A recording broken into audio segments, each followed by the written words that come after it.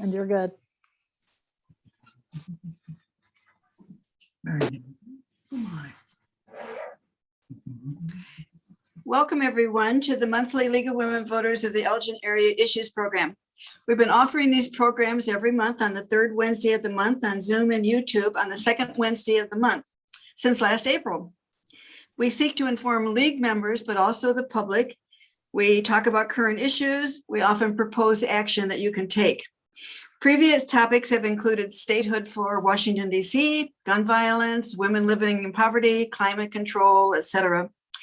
Tonight, we are co-sponsoring this event with American Association of University Women and the Long Red Line, organizations with which we network and address current problems.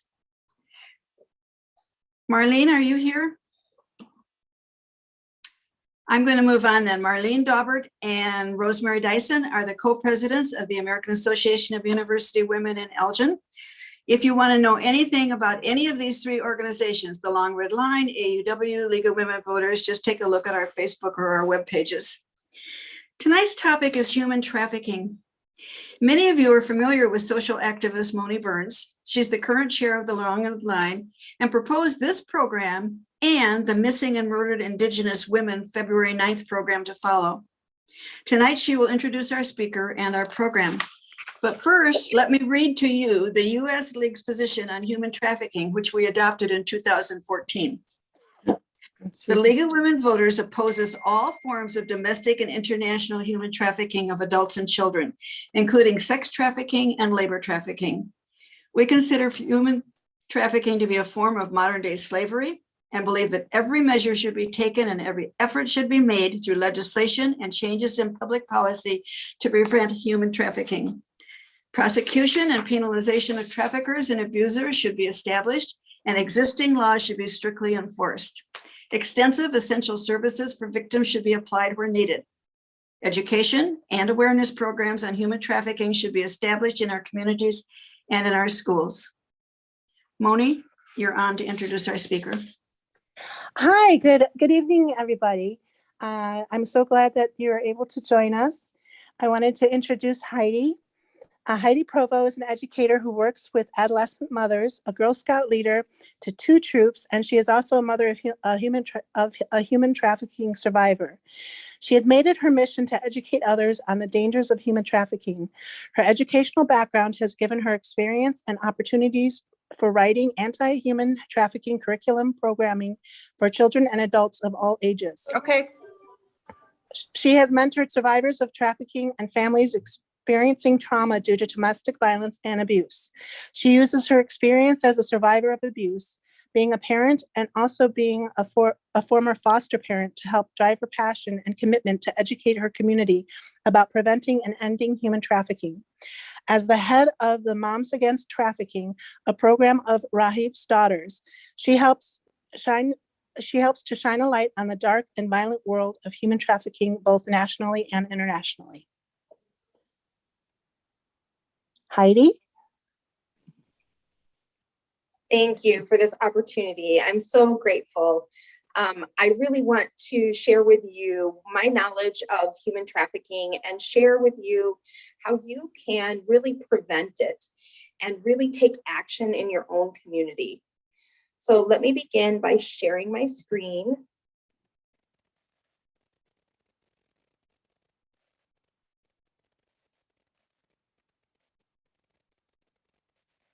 And I'm going to pull up my presentation. Can you see that okay? Okay. So I want to introduce myself just a little bit. Like Moni said, I am an educator. I've been an educator for over 20 years. I work in a school district where we have an alternative high school. And in that alternative high school, I work with teen moms and their children. As I worked with these teen moms, I suddenly started to see where some of these teen moms were getting lured into situations where they were becoming trafficked. And I really wanted to lend a hand. I wanted to help them and reach out, but I really felt kind of incapable in doing so because I didn't have the skills and knowledge in knowing what to do and how to be trauma informed and help them. So I started to do some research. I began my research with working with several organizations that did anti-trafficking work. I started to take their trainings and learn all I could about the prevalence of human trafficking, what it looks like, how I can lend a hand, and what resources there are out there. As I did this research, I had no idea that learning these skills and learning about human trafficking and what it looked like in my area would actually help me to be able to help my daughter out of a situation 4 years later. So really finding out and really knowing about these signs and what you can look for can be life-saving. I want to introduce to you, this is our CEO, and I work with Rahab's Daughters, and Rahab's Daughters is an anti-trafficking agency. We actually work towards rescuing survivors of trafficking. We help them to rehabilitate themselves, and we also help them to restore their lives. So what that looks like is we have a number of programs that we offer. We also offer food, shelter, housing. We help with counseling. We help with medical needs if they need that. And we really look to our CEO because this is Sharmila or Sam, and she is actually a survivor herself. She works tirelessly to help survivors like herself. She knows really what it's like to be a survivor and to go through all of the trauma and things that a survivor endures during their life in human trafficking. She began her journey when she was just 16 years old. At 16, she was offered a job in a club as a hostess, and she thought this would be a wonderful opportunity for her. She was kind of a shy kid. She loved books. She really didn't have a lot of friends because she kind of really stayed to herself. But as she went along, she started to work for this club. And as she was working at this club as a hostess, she one night was told that her till was wrong and that she would have to go settle and reconcile her till. She had no idea that evening, she would actually begin her journey in being trafficked. What happened to her was she went up, she went to go and talk to the boss, and she found out that she was going to be sold and that she was going to have to perform sex acts on individuals. So she started her journey.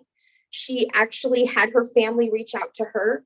She left that life once they got to help and support her. And then she also was labor trafficked again and pulled back into the life of human trafficking. During that journey, she actually was trafficked at 4 different Super Bowls. And so that's one of the reasons why Rahab's Daughters works to really provide supports and resources to those who are being trafficked during Super Bowl. We hold a Super Bowl mission every year. We're actually preparing for that mission right now. So in February, we will be boots on the ground, have teams that will be out there rescuing and providing resources to human trafficked victims. So what you need to know is that we are here for any and all women who want to be rescued from the sex industry. We're here to spread awareness and facilitate prevention and to rehabilitate those who need it. We believe that God's unconditional love and acceptance is the key to fighting back, and so we're here to spread hope and love. Rahab's Daughters' mission is to serve our communities and disrupt human trafficking with the use of modern technology at every stage, from stopping the demand to prevention to rescue and rehabilitation. So what that looks like is we actually run a 24-hour, 7-day-a-week hotline where survivors and their families, friends, If they notice something, they can say something. They can call into our hotline and let us know that they need resources, and we can help provide those resources. We also use technology to find out where those red light districts are in our communities. And we go out with outreach teams and we hand out hygiene kits, we hand out roses with our hotline number on that. We actually talk to the girls who are working in legal businesses doing illicit business and are being trafficked in those businesses. So what we do is we go in with our outreach teams, we talk to them about our resources that we provide. We also pray with them, we ask them what their needs are, and then we ask them if they need anything, if they want to be rescued, then we provide that opportunity for them. So let's talk a little bit about human trafficking and what Rahab's Daughters does. And to illustrate some of that, I have 2 short videos. The first video is going to talk to you about Rahab's Daughters and a little bit about the prevalence of human trafficking.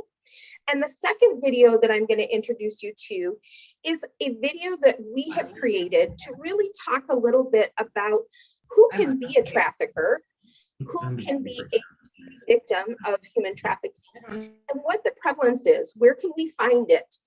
So I'm going to go ahead and play those videos for you. And give me 1 second while I pull those up.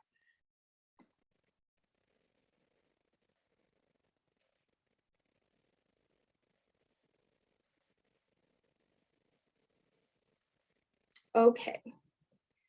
So this is going to be the first video.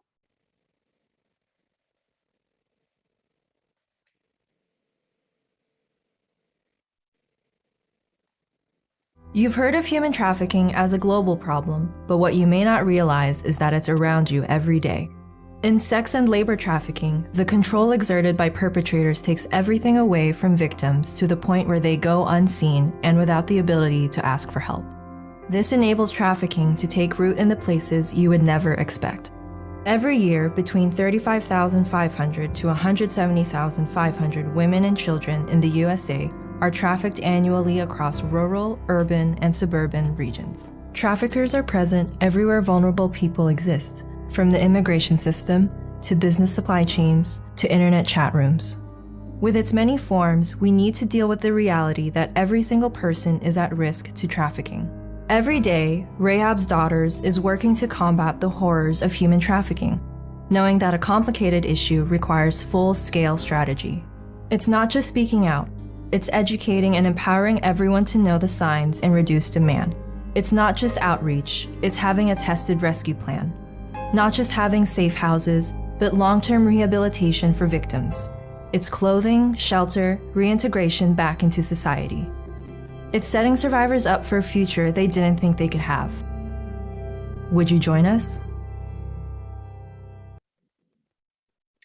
Okay, so I'm going to go ahead and pull up the second video. The second video is just simply going to illustrate across the video screen some of the scenarios that we've seen, what a trafficker looks like, who a victim might be, and where it might happen. So let me pull up that video for you.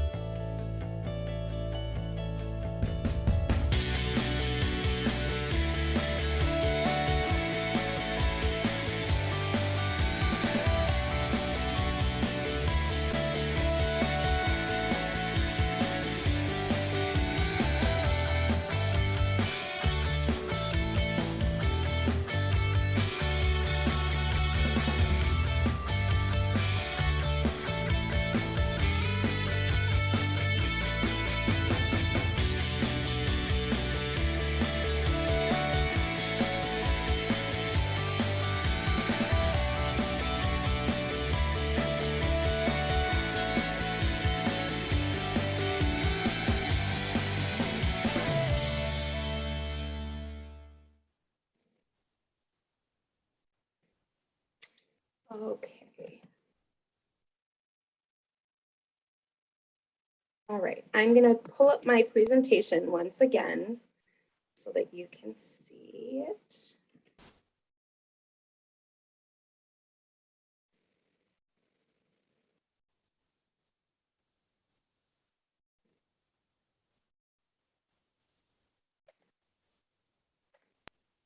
Okay, so now I want to kind of talk about some of those things that you've seen.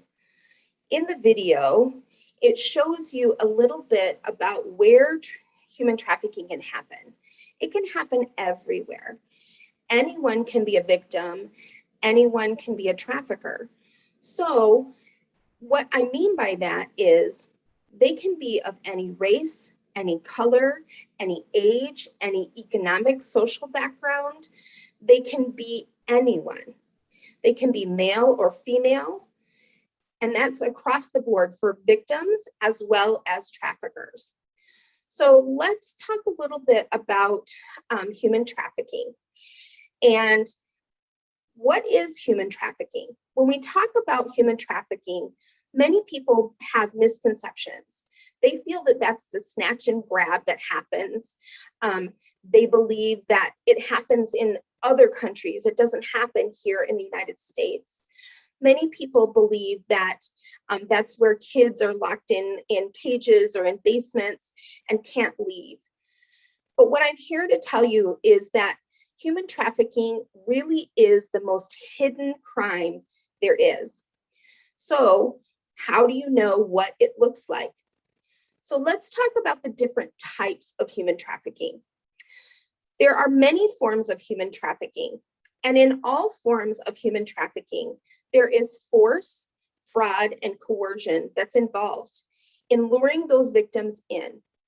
Traffickers really look for those that are the most vulnerable, and they lure them in with promises that are false. They use violence a lot of times. Sometimes they even use drugs and alcohol to really control their victims. So what are the types of human trafficking? So some of the common types of trafficking that we see is drug trafficking. And I'm sure everybody knows about drug trafficking because it's all over the news. We see it in our communities. We see people getting arrested for it.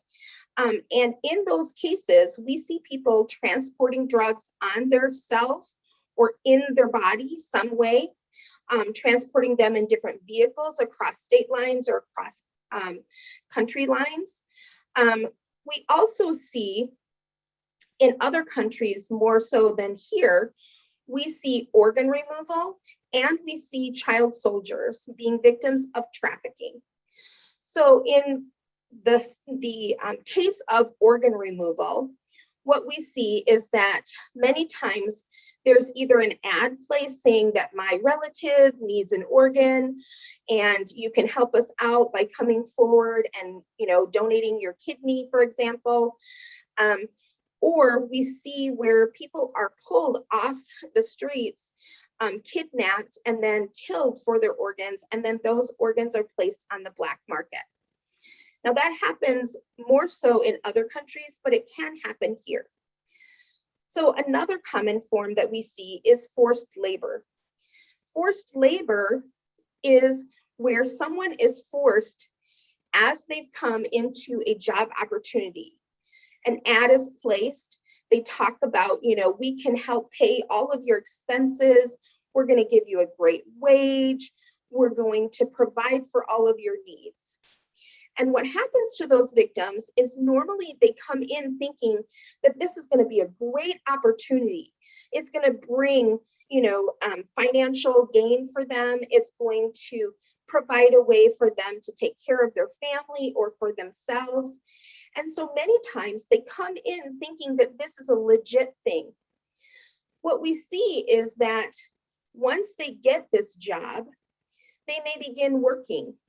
And the trafficker may control not only their finances and control how many hours they're working. And many times they're working long, tireless hours, and they're forced to work those day in and day out. Oftentimes, the trafficker tries to isolate them and keep them in a place where the trafficker can control the housing, control their food. Oftentimes, they are forced to work in the backs of restaurants or hotels so that they kind of go undetected. So the other thing that they do is traffickers will often take their identification from them. They will take their driver's license, their birth certificate, their passport, which really complicates things because if they try to leave, oftentimes if you need to get into a program or be seen in a hospital or try to fly and go for transportation to get out of there, you need to have identification on you. Where we see this, the most common places that we see this is in construction sites, in hotels, in restaurants, in nail salons, beauty salons, massage parlors. We see this in fairs that come to town and carnivals. We see it in modeling jobs. We see it in nannying positions. So those are some of the common industries that we see it happening. Now, let me tell you a little bit about a case that came our way. So last year, as we were making contacts during Super Bowl, we actually had a case of forced labor come. And it was a case where it was 3 siblings that had been brought over to the United States, and they had been here for 2 years. They were being forced to work in a restaurant, and their trafficker owned the home that they lived in. They had been brought here with 9 other individuals from all over the world. They were being trafficked. They were not allowed to keep the money that they were making. They were not allowed to leave. One of the individuals was actually a minor, and she was not allowed to go to school. And the trafficker controlled what they did from day in and day out. So the trafficker would wake them up, take them to work, let them work in the restaurant, then take them back home. And they were not allowed to leave that home unless the trafficker was taking them somewhere. Now, in cases of sex trafficking, for adults, what the law states is that they have to prove force, fraud, and coercion if they're going to be labeled as a human trafficking survivor. In cases of a child being trafficked, a child cannot give consent for sex. So in those cases, if there's anything, any goods or services exchanged and for sex, then that is considered human trafficking. It doesn't have to necessarily be money. It can be, hey, I'm going to provide you with housing, and because I'm providing you with housing, you're going to give me sex for sale, or you're going to sleep with these other individuals so that it brings in income so I can pay for your housing. Oftentimes what we see is that traffickers, there's 2 types of traffickers. There's what we call a guerrilla pimp, which a guerrilla pimp is someone who is extremely violent right away. They use force, they use threats of force, and they use a lot of violence. Sometimes those individuals are the snatch and grab. They will grab someone off the street, they will take them to a location, and then they begin with violence and they continue with the violence or threats of violence. In the case of a Romeo pimp or a romance pimp that we see, is they go about it a totally different way. So a romance pimp or trafficker is someone who will really listen to that individual. They will try to gain as much information. They'll look for vulnerabilities in that particular individual. They'll look for opportunities that they can exploit the things that they've gained knowledge of about that individual. So what you need to know is that children, because they cannot give consent for sex, they are the most vulnerable. So a trafficker will actually sometimes even befriend their family and get to know them for a while. Sometimes it can even be a family member who's trafficking that individual. What you need to know is that females and males alike can be traffickers.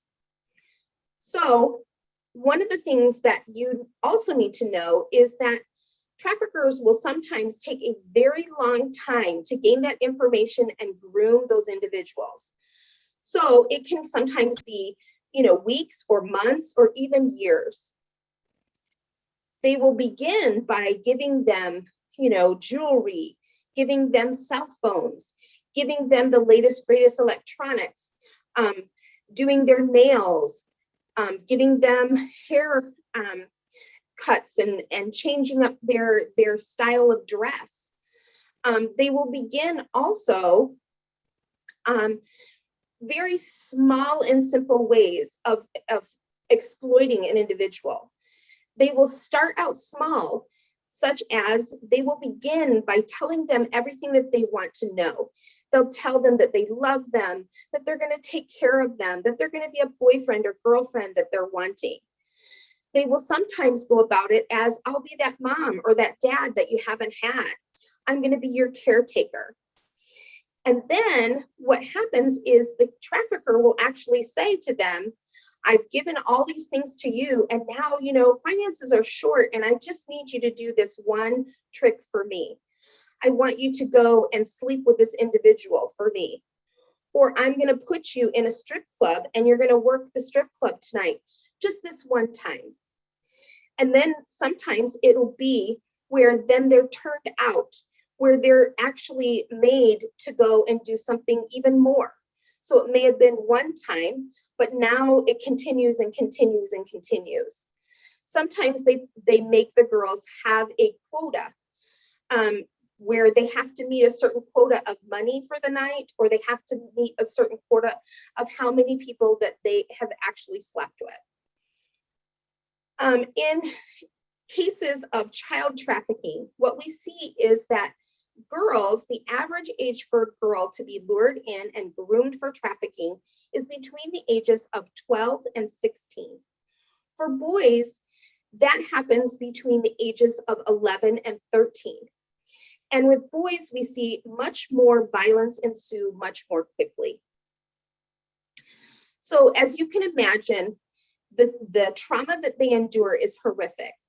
Sometimes they're actually forced to work 20 to 30 times a day to service an individual.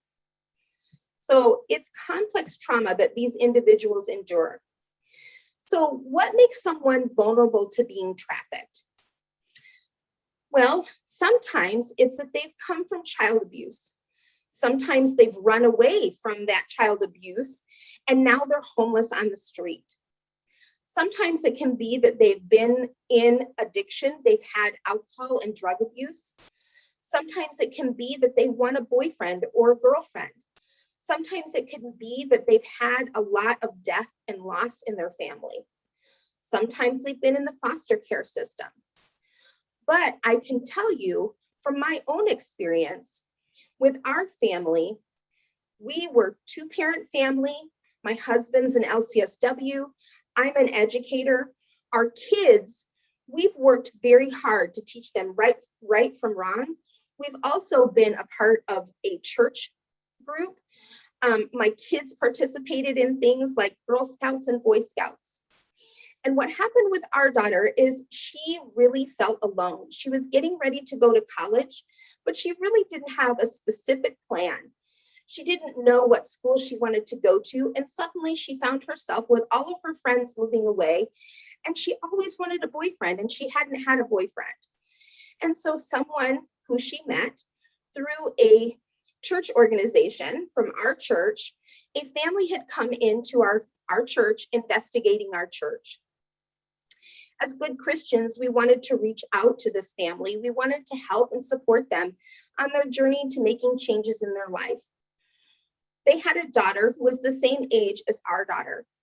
And we had no idea that this individual daughter was actually in the life and was now being made to recruit other girls to come his way. And they decided to hold a barbecue where the men could actually shop for the girls. So my daughter had asked us if she could attend this barbecue. We asked, as parents, we asked all the right questions. We asked her, how long are you going to be there? Who's going to be there? Are the parents going to be there so that they're the activities of the evening? We asked all the questions that we needed to ask as a parent. We even set a curfew for her and said, your curfew's at midnight. Come home by midnight. Well, she had never not come home. She had never used drugs or alcohol to our knowledge. And suddenly that evening, she didn't come home. And we had agreed upon midnight. She didn't come home at midnight. So I started to call, thinking maybe she had gotten in a car accident, or maybe she had a flat tire, all those scenarios that you think of as a parent. I started to worry, but I started to also contact some of her friends to see if they knew where she was. I started to contact the young lady that had invited her to this particular barbecue. And when I decided that I was going to confront this young lady with, I know you know where my daughter is. She's been at that barbecue with you. So I need you to tell me where she is. I'm scared for her. And if you don't, I'm going to bring law enforcement with me so that we can find out where she is. This young lady started to tell me all the horrors of what had happened at the barbecue. At the barbecue, they had actually drugged my daughter. They had given her alcohol and drugs, both. They had actually sexually assaulted her. They had put it on film. And they were now telling her and threatening her that if she didn't comply with them, that they were going to expose her. They were also going to harm her and us as her parents. So she was very scared. That evening, we talked to this young lady and she said, I don't know where she is, but I have a feeling that she went with them. Well, my husband said to me, hey, I don't know, maybe she went out to our sun porch. You know how she likes to sleep out there. So I kind of looked at him crazy, thinking we would have known where she was. We would have heard her come in, but I decided to go check. I went out, and to my horror, my daughter was laying in her own vomit. She was unconscious, and I knew something very wrong had happened. So we ended up taking her to the hospital. We went to and care for her there. And as we were at the hospital ER, because she was 18, she started to come to, she started to realize what was happening. And they were contacting her over and over and over through texting on her phone. They were telling her that if she didn't come with them right now, and that she didn't comply with them, that they were going to harm us and harm her. So she became very scared, and she decided that she needed to get out of there. Because she was 18, she said, I'm leaving without giving my consent for treatment. And so she came out to the waiting room and she said, take me home. We got home, and within 5 minutes, she literally packed a bag and she was out the door and ran to him. And he was down the block waiting for her. That began her 9-month journey of hell, literal hell, for both her and for our family. Now, I'm happy that all of the education that I learned from learning about what human trafficking was, learning about how they groom individuals, learning about signs that I could look for, they started to come and be those red flags immediately going off in my head. I knew something was very wrong, and I knew an agency that I could contact. So I contacted them. And to my horror, I found out that that was the case. She was actually being sold online. Now, for 9 months, we worked with law enforcement. We worked with the FBI. We worked with the anti-trafficking organization to get her out. I'm happy to say that she is out of the life. We've actually got her into treatment, but she has a very long, very hard, difficult journey. And that's what you need to know about victims of human trafficking. They often have a very long road ahead of them. Some of them are drug addicted because they've been forced to take drugs through that journey. Now, what you also need to know is that 95% of girls that run away from home run away because they were abused in those homes. A third of those individuals we lured into trafficking, sex trafficking, within 48 hours of leaving their home. Other runaways will become homeless and often fall into drug and alcohol abuse and will end up being trafficked. So it becomes a cycle. So suddenly someone runs away from home because they were being abused in their home. They end up homeless, and that's where the trafficker comes in. They look for those vulnerabilities. They may even say to them, hey, you look hungry. I can provide you with a meal. Hey, I know a place you can stay. You look like you're cold. That's how it begins. They start to befriend them. They start to learn information about them. They find out those vulnerabilities, what makes them tick, what makes them scared, what makes them fearful, what makes them, really be able to be manipulated. And traffickers really use manipulation and coercion and fraud to really control their victims. One of our survivors that came our way about 7 years ago, she's been with us for many years. She actually came to us through the FBI. She was being trafficked with herself and her 2 children. I can tell you that she had a very long journey because she actually had a family member that was actually participating in helping that trafficking occur. She had no trust when she came to us. She was very scared, and she really needed to build that trust with us. Now, she's one, and this is very common, where traffickers have really gotten into their head. They really have used a lot of manipulation and led them to believe that they love them, that they're going to care for them, that they're the end all be all. They've provided them with food, they've provided them with things that they need. And so they really come to trust their trafficker. And this was her case.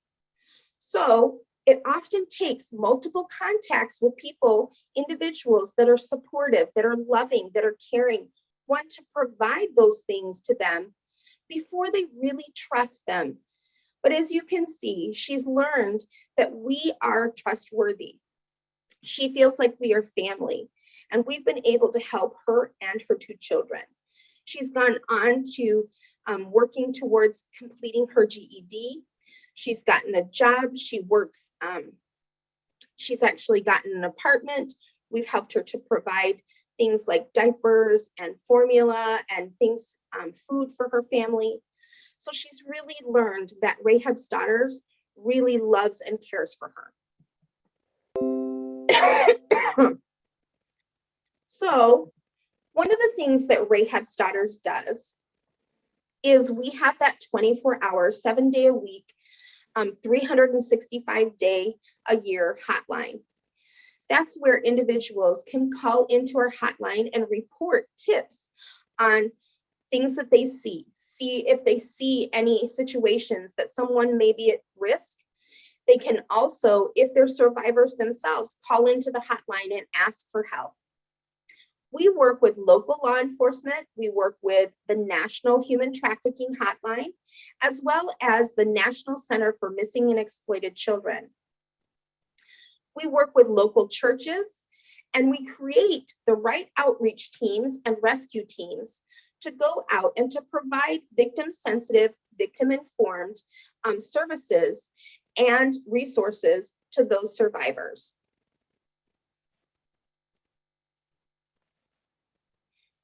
In Super Bowl, our Super Bowl mission of 2020, we were able to rescue 55 women in the 10 days that we were there. Our Super Bowl teams went to do outreach. They went to transportation areas such as train stations, bus stations, airports, and reached out to individuals that they saw being trafficked. They went out onto the streets and saw people being trafficked on the streets. They went and reached out to them. They went to businesses that we knew are in the red light districts, which means that those very legal businesses are doing illegal practices where they're selling sex for sale. They reach out to the girls, they pray with them, they talk to them. Now in Super Bowl 2021, I was a big part of that process. I was in the call center and we actually had several cases come our way. We rescued 43 women, but we provided a number of resources. We contacted over 25,000 individuals being sold online. We offered them services. One case that came our way really hit me hard. It was Super Bowl Sunday of 2021. This individual had been lied to by her trafficker. Her trafficker had told her that he loved her, that he was going to take care of her, that he was going to be her boyfriend, that he was going to take her on this luxury vacation. They were going to go state to state and see all the sights. They were going to be able to go and see and meet the players of the Super Bowl, that they were going to be able to go and watch the game and have this luxurious party.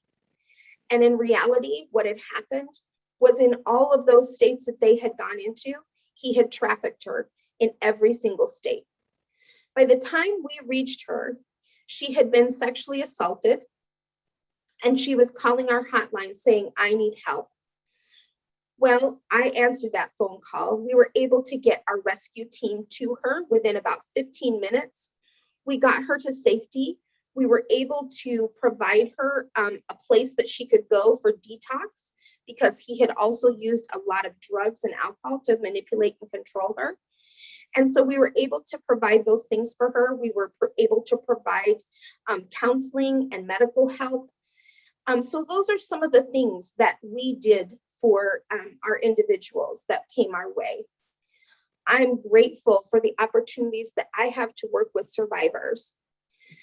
Now, one of the things that Rahab's Daughters does is we provide rehabilitation.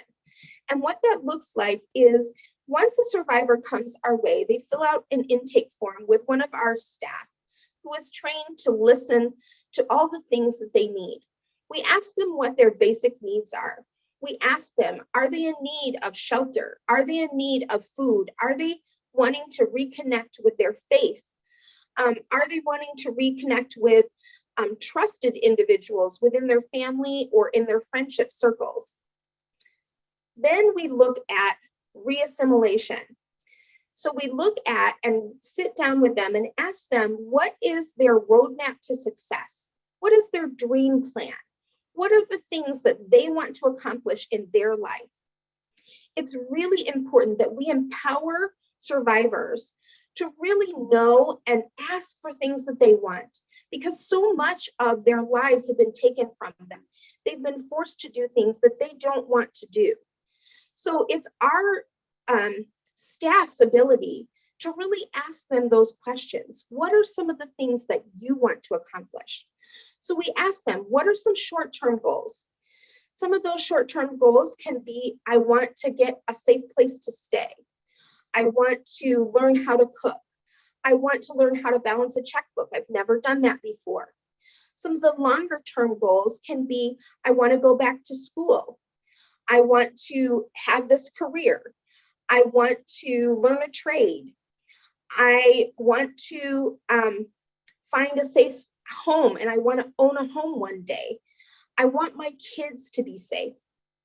Like I said, we work with not only survivors, but their children too, because we know that sometimes when a survivor is being trafficked, a trafficker will actually use the children as a pawn to keep them there. They will also exploit those children sometimes. So it's very imperative that we work with them. This particular survivor came our way. She came our way through the FBI, but she really wanted to find help for another girl who was being trafficked with her. Both girls were pregnant and they had not been able to go and have any of those prenatal exams, get medical help that they wanted. And she knew that this young lady that was being turned out with her really needed help because she had kids and she wanted to lend a hand to her. And when she started to talk with our staff, she realized she needed help for her and her baby too. So the picture that you see here is when she had gone with our staff, and this was the very first time that she ever saw her baby on the screen. She was so excited about seeing her daughter, and she was excited about getting that help that she needed, that she actually wanted to work in the medical profession. She wanted to feel safe again. Now, what we know is that 83% of children whose parents are being trafficked will be trafficked themselves. So that's why we're one of the only programs in Illinois who does not require women to give up their kids for treatment. So let me explain that a little bit. When an individual comes to an organization that's an anti-trafficking organization that provides resources to survivors, sometimes the grant funding or the operation of the program does not allow them to take in those children that are being trafficked with the parent. So what we know is that sometimes those women have to give up their kids temporarily while they're in treatment to either a trusted family member, a trusted friend, or they have to go into the foster care system, which not only traumatizes the survivor themselves, but also those children. We also know that those children have seen horrific things. They've been put through trauma. They sometimes have been used and abused. They've been exploited sometimes. Sometimes they've even been sold for sex. So it's really important that they get that nurturing and care. Traffickers look at individuals who are survivors as property. So those children are also what they consider property. They dehumanize them. They make them feel very scared and very much like they're not human anymore. So what we try to do is provide prevention resources. We have several trainings that do that. And our education programs educate to prevent demand. They educate to empower potential victims not to fall prey. And we also educate on the issues themselves. What is human trafficking? Why is it called modern day slavery? So some of the programs that we offer is our BRAVE program. Our BRAVE program is a self-improvement, self-awareness workshop for young girls that are between the ages of 10 and 18. Those girls come and they learn a little bit about human trafficking, but they also learn on how they can find the hero in themselves, how they can be of good character, how they can prevent themselves from being vulnerable to that trafficker's lure. Our Fight Like a Girl, Fight for a Girl program is our self-defense awareness program. We also utilize a survivor-written, survivor-led program called Ending the Game. We also have a religious-based program called Breaking Free. Those two programs is where an individual works with a survivor on helping them to understand how they can end the game for good, how they can look at the manipulation and control that a trafficker has used on them, and how they can look for healthy relationships in their life. We have a counseling program where we offer counseling help for them and for their children. We also have a prevention center. So our main office is in the Barrington, Illinois area. That is a prevention center where they can come, they can get food, they can get clothing there, they can have someone with our staff meet with them, they can fill out their intake center. But we also have other chapters all around the nation. So we have prevention centers there, as well as we have these particular programs that can be utilized all over the nation. So one of the other programs that we have is our Dogs Against Trafficking program. Our Dogs Against Trafficking program are our dogs that come to us that we actually train to be service animals. So we have a number of dogs that work as emotional support dogs, as well as they are our protection when we go out to do rescue and outreach. So Puggles is our resident cuddler. She loves to cuddle humans of all sizes, and she thinks she's a lap dog. Chase is playful but fierce. He loves to protect and to cuddle. Comet is a therapy dog and an emotional support dog who loves children. London is our protector, and she's our newest dog. She's still in training. She loves to learn her new skills in nose work and how to identify substances and how she can protect our team. She is the most protective animal that I've ever seen. Now we have our Moms Against Trafficking program, and we have our Dads Against Trafficking program. And both of those programs, you do not have to be a mom or dad to join. You can be someone who is 18 and older and just have this yearning to help in fighting human trafficking, in ending the demand. Our Moms Against Trafficking program and our Dads Against Trafficking program, we ask you to take a stand against trafficking. Take a pledge. We have a pledge where you make a commitment to not allow human trafficking on your watch, not in your home, not in your business, that you will really lend a hand to survivors, that if you see something, you'll say something, that you'll be active in your community in teaching what you know about human trafficking.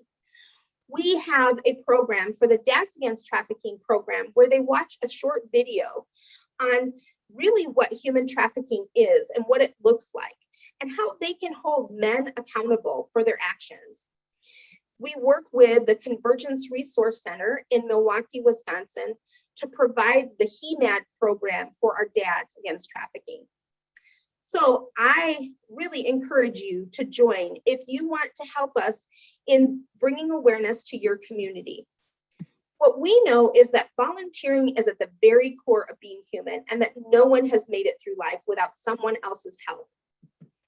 And that's why we have a number of teams that you can join. We have first responder teams, we have education teams, we have outreach teams, we have marketing teams, we have events teams, we have safe parents. We also have housing assistants. We have mentors that actually work with the survivors one-on-one. We actually have need for law enforcement people to help us. We have people in our call centers. We need volunteers for that, especially during Super Bowl. So those are our number of our teams. Now, some of the volunteer opportunities that we have is you can help write content for our social media, for our website. You can write video blogs or vlogs for us. You can also help us if you're a software designer or a software engineer. You can help us create or improve our online anti-trafficking efforts.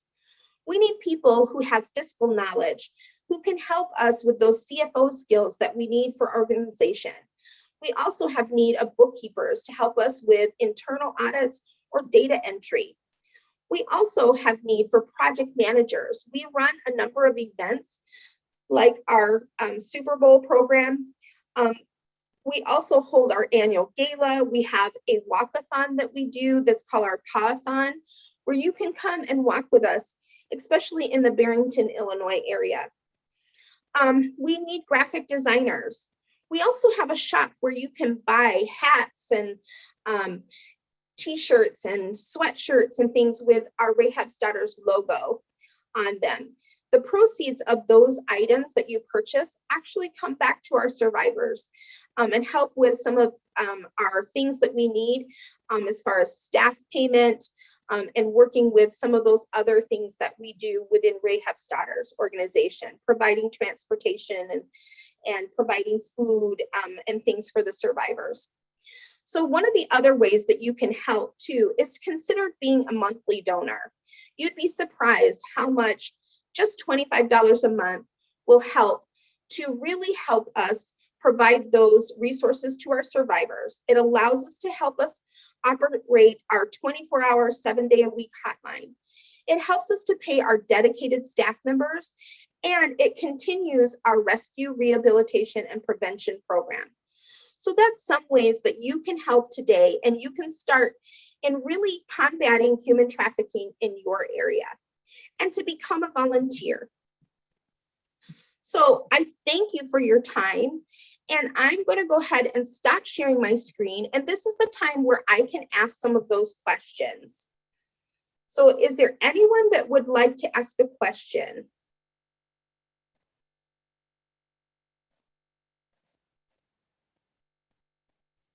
Everybody's muted, so if you have a question, feel free to unmute yourself. Or as somebody recommended, use the chat.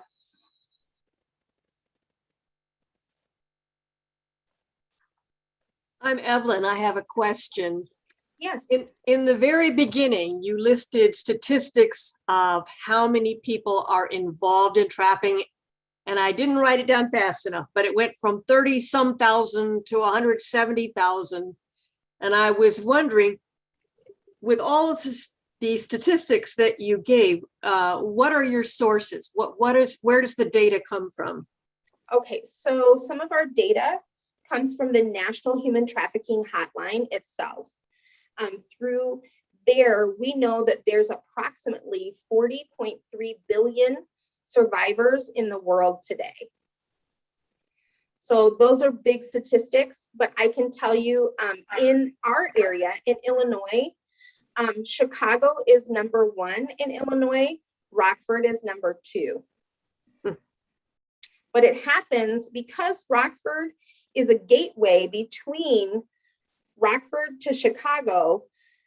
People are trafficked all in those suburbs. So what you need to know is it happens in every corner of the world.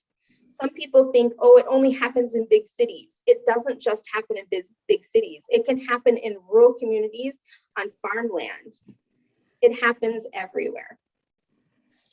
And the other part of the question was, you're offering a lot of supportive services to these mainly girls, but whoever is being trafficked, I assume. Absolutely. And I'm wondering, what you didn't touch on was prosecution. Do you help them as far as, I mean, you're working with law enforcement, but is there any help with the prosecution, getting these people to testify? Yes, we actually have a number of attorneys that actually work with us that can provide those supports to them. We also work with the National Human Trafficking Hotline. So that helps to connect all the dots. When someone is being trafficked and they call into the National Human Trafficking Hotline, or they call into Rahab's Daughters or another agency like us, we contact the National Human Trafficking Hotline.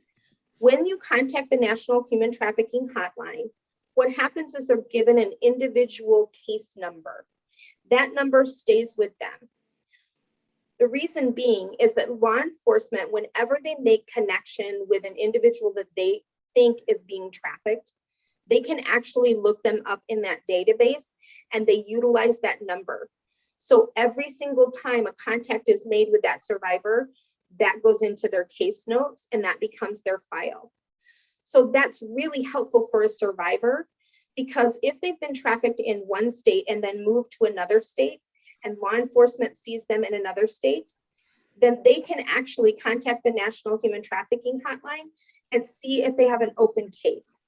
They can give all the data that they know, so that if another person comes in contact with them in another state, then they can say, yep, we see a history, we see a pattern here. We can also work with attorneys that provide them mentorships for how to go about prosecuting their traffickers. We work with law enforcement. We also provide mentors to go with them if they have a court case going on, to advocate and really help them through that process. So those are some of the things that we do as far as prosecution. But it's really up to the individual, and it needs to be the individual who says, I want to prosecute. That being said, in cases of child trafficking, we report all of those things to the National Center for Missing and Exploited Children, local law enforcement, the FBI, if it's gone from different states. And then we really work tirelessly to make sure that we get prosecution and that we try to get that ball rolling. And we go and testify and give anything that we have information wise for that case. Thank you. Mm-hmm. That was a great question, by the way. Heidi, Yes? when you started off, you said there are certain signs to look for, like if, we're in this corridor and we're in those restaurants or bus stations or whatever, you said something about signs to look for, but then I didn't write anything down. How would we recognize a victim? So some of the ways that you can recognize a victim is, do they make eye contact with you? Generally, if someone's being trafficked, they are taught that they cannot look someone in the eye. They'll often look at the ground. They'll try to avoid contact with you. The other thing that they will do is sometimes they will look like they are very scared. Sometimes they will be with a much older person. So it could be someone who's 16 who's with a 54-year-old man. That look for those things that you go, whoa, what's going on there? Maybe sometimes they have physical marks on them, such as bruises, a lot of scars on them. Sometimes it can be that they're wearing very inappropriate clothing, or much older clothing than the age that they are. Sometimes they can look like they're under the influence of drugs and alcohol. Sometimes they will have tattoos, such as barcodes or a name of a person on them, or crown, or dollar signs tattooed to their body or branded to their body, where someone has burned them with a brand. Traffickers use that as a way to control and to make sure that everyone else who's within that trafficking world know that they're their property. Sometimes they'll have a lot of hotel keys on them. Sometimes they'll have multiple cell phones on them. Sometimes they will really kind of not know where they're at. They'll be unaware of their surroundings. Sometimes they won't even know what state they're in. You can ask them questions like, what kind of work do you do? Do you get to keep the money that you earn? Has anyone ever made you do anything that you felt uncomfortable with? Has anyone been forceful and harmed you in any way? So those are some of the things that you can see. If you see someone that's very frantic, sometimes they can have where they've got their nails done, they've got their hair done. They generally try to dress them much older. Sometimes they'll even have like jewelry, large pieces of jewelry on them. Traffickers really try to dress them up. So especially for the young children, if you see them dressing much older and hanging out with much older individuals, that's one of those what we call red flag signs that you need to look for and ask questions about. Social media, if you see their social media pages where maybe they have multiple pages, or maybe they're talking with individuals online and coinciding with a lot of friends that are much older than them, that's one sign. Sometimes they'll use emojis to really show, like they'll use a little gas can, for instance, to mean that drugs are here, that it's lit. They'll talk about being lit. Sometimes you'll see money exchanged. Sometimes they'll be flashing money on social media. And sometimes you'll even see live sales of individuals being sold on Facebook, on Snapchat. As the case with my daughter, that's what we saw. We saw things, and what we find is that traffickers know how to teach them how to hide those things from their parents. So it was actually a friend of mine who saw my daughter's page. She was on my daughter's page. She started to see signs of her using drugs and alcohol, having things that she knew she couldn't account for that were unexplainable for large sums of money, or electronics that she knew she couldn't afford. And so she actually alerted us and said, I'm scared for her. I don't know what's going on, but I don't know if you can see what she's posting, because They teach them how to block those things from parents on social media. So if you have a young teenager, especially in your life, be looking for those things on their social media pages. And if you see something, please say something. I had individuals that saw things that didn't say things. And if I had known prior, I could have reached out a lot sooner to my daughter. So please, it can be life-saving. We're reaching the end of our time. I have one more question, but does anybody else have a question before me? I did, Jennifer. And my question is, they are so controlled. How do they manage to get to you to get the information that I need help, for example? How do you manage to get to them with the controller in the way? Right. So like she said, another sign that you'll see is sometimes they won't be able to be left alone. Their trafficker will stand and hover over them. The trafficker will sometimes speak for them. They won't be allowed to speak on their own. If you see a situation like that, please call law enforcement. Do not intervene yourself. It can be very scary and you can actually put yourself in harm's way. What you want to do is call law enforcement, call us as an agency. You can call our hotline number, and our hotline number is 833-463-9329, or you can get in contact with the National Human Trafficking Hotline. Now, when you do that, you need to let them know that you see someone who's in danger. Tell them the situation and the signs that you're seeing. Please don't intervene on your own. I can tell you that there's many scary situations, but I can tell you that sometimes those individuals are so ready to leave the life and are looking for that one support to lend a hand to them, that they will sometimes take risks. If they get an opportunity that the trafficker goes and uses the bathroom, they will try and use their phone to text somebody and let them know. They will sometimes call into a hotline asking for help. In a situation, for instance, with my daughter, is the trafficker took them for getting their hair done and their nails done. And he decided to take the individual that he was also trafficking for his date, which is what they call it. They call it dates. They don't call it sex for sale. So he went to take this other individual and said, "I'll be right back for you." And she was getting her nails done and immediately said to the beautician and the nail stylist, "Hey, I need to use the bathroom." She went to the bathroom, and as soon as she got to the bathroom, she snuck out and she ran for home. So these individuals will look for opportunities for help. Sometimes they may even slip a note to somebody.